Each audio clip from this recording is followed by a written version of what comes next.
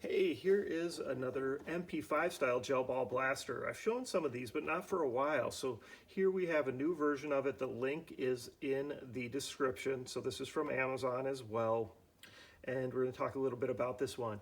This is one of those that shoots 6 to 7 millimeter gel beads. So just make sure if you get this that you're aware of that and you don't try to use 7 to 8 millimeters in there, right? They're not going to fit. It's not going to shoot, and that'll be frustrating. So this is a fine gel blaster. It does work well. You just need to know that it's 6 to 7 millimeters only. I did talk to the seller about that, and they know, and they make sure that they sell additional 6 to 7 millimeter gel beads on here. So these are 6 to 7 millimeters. So they are available. You can get them on Amazon. Just be careful that that's what you're buying, because the majority of them out there are 7 to 8 millimeters. So we got that out of the way. Let's see what's included here, and then of course we'll kind of get it ready to go.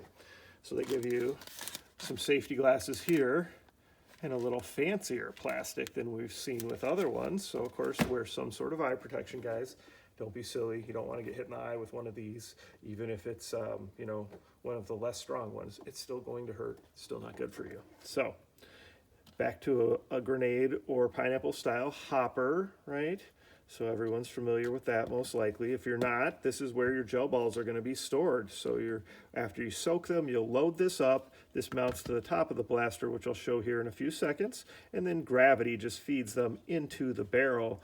This is a very good method. It works well because the gravity-fed gel blasters have the least amount of problems of any out there. So they give you 5,000 of that special size. So if you get this one, I would probably go ahead and order a big bottle like this here so that you got tons of that special size.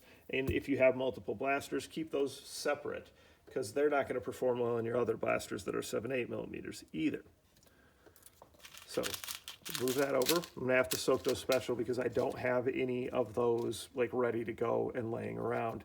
So it's the same soaking instructions, 4 to 6 hours, plenty of water, big enough containers so they can grow to the right size.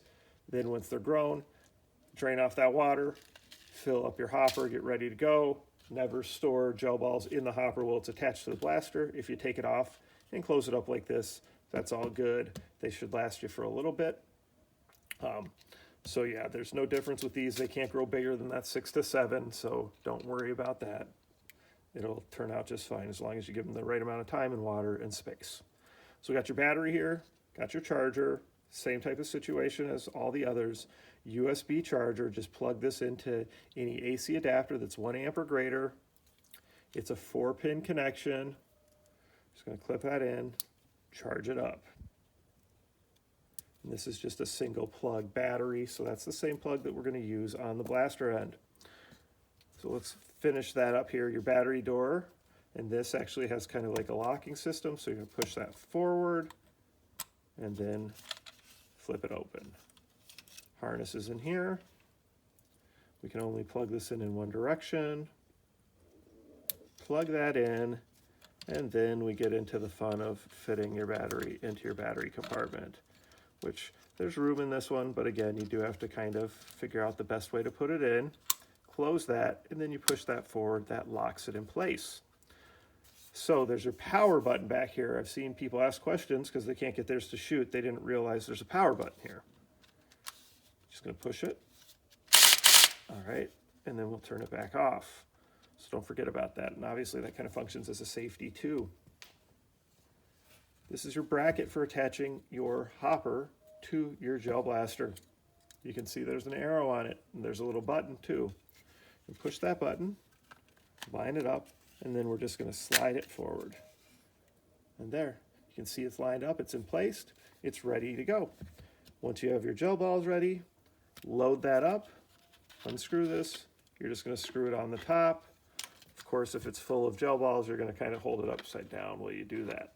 So I'm going to get these prepped and ready so I can make a video shooting this and we can test the FPS on it.